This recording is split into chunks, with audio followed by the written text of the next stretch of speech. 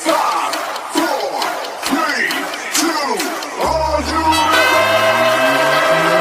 Now let us take a look at the MVP of the game. It's going to be none other than Super Marco. I'm sure there were a lot of noteworthy plays coming in from both of the teams. Here we see that there were just late game or early game advancements wherein Lancelot or Demon Kite actually had the upper hand, given that he managed to take control or take out Demon Kite or Kyle TC before that kind of team fight. And yes, there were some wild charges coming in from Light, which give them enormous advantage come the mid parts of the game, and they were outplaying them slowly but surely. But you're somewhat seeing the macro mechanics, the macro availability, and the macro options coming from the side of Ren Esports, given that they would not let anyone punish them just like that. Here you're taking a look at the Fridrin just stacking the damage, and it was enough for them to be able to sustain those inhibitor turrets, those major objectives, and this was the punish that I was talking about, right?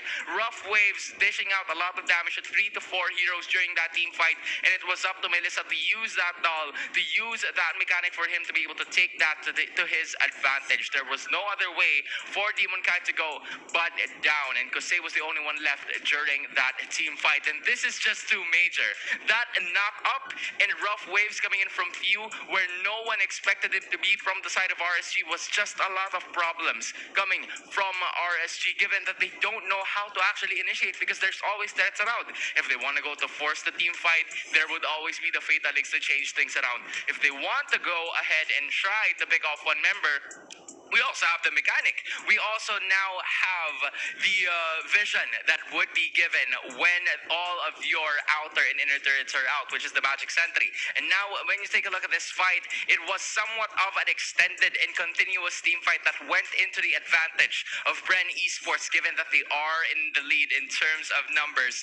And in the same way, it is what overpowered RSG to surrender their very own lore. But they didn't give up without a fight. There was at least one more knockup in the keys to victory. Now our MVP for this matchup, they've all done their job, most especially now that we're taking a look at this right away. So therefore, it was, once again, a beautiful teamfight tactic showcased to us by the side of RSG. They've used their machinery, they've used their mobility for them to actually go ahead with the pickoffs that they want, even playing aggressive inside the enemy territory, inside the enemy base, just so they could just throw off Bren Esports with their momentum that they've had. Wind of Nature was committed by Super Marco, and clutch Wind of Nature's, by the way, because he was able to sustain himself. He was simply staying put, throwing all of the shurikens possible for them to be able to stay alive. But here comes the Lord fight in the 16th minute of the game. Great blazing duet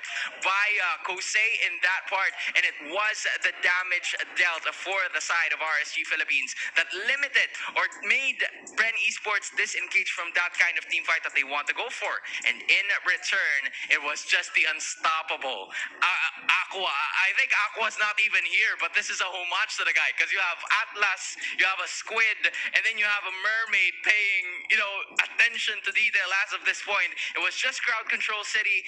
This is not Atlantis, but one thing is for sure. They've managed to take control of this fight, but this is the defense of Bren Esports that we have been mentioning for quite some time now, because they've taken control. They've tried to find a way to actually counter-attack with what they want. Few buying a lot more time from the backside, but unfortunately, it wasn't enough, as Super Marco was the only person standing. But without any minions, they were not able to go ahead and finish the game off. This is the time for them to be able to end the game, because yes, the wild charge was there for the follow-up, but the follow-up really wasn't theirs, and it was just inevitable for the side of the Hive, as the Raiders rained on their parade once again, wiping out the rest of the members of the Bees and taking, or kami lang talaga ang malakas. Bren Esports, the MVP of the game, is none other than Few. Bane entering in knowing where they are taking in terms of advantages. Now, let's take a look at the highlights brought to you by Smart.